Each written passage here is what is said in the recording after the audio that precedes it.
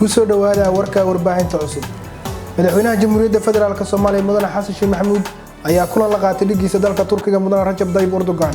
madaxweynaha Jamhuuriyadda Federaalka Soomaaliya Mudane Xasan Sheikh Maxamuud iyo wafdi uu hogaaminaya ayaa soo dhaweyn milga sare loogu sameeyay qasriga madaxtooyada Turkiga ee Ankara, halkaas oo salaan sharaf uga qaatay cutubyo ka tirsan ciidamada Turkiga.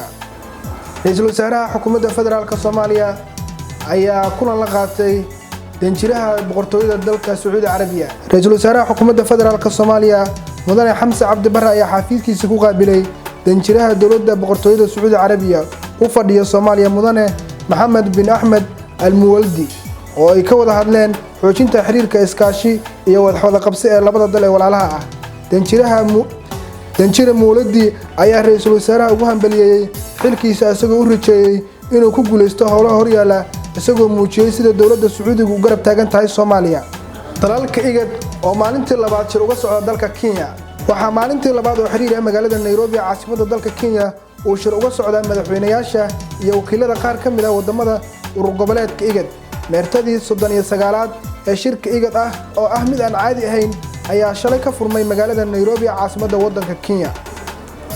weerar ay dad ku dhinteen oo ka dhacay dalka Mareykanka. booliiska magaalada Minneapolis ee dalka Mareykanka ayaa sheegay in wiil 17 sano jir ah uu dhintay, wiil kale oo 16 sano jir ah oo soo gaaray dhaawac halis ah kadib markii xalay ay togasho ka dhacday agagaarka wadada Nicollet iyo jidka 18 ee magaalada Minneapolis ee gobolka Minnesota. wiilashan oo aan wali la sheegin jinsiyadooda iyo magacyadooda ayay booliisku sheegeen in laba kale oo dhalinyaro ah ay rasaas isweydaarsadeen.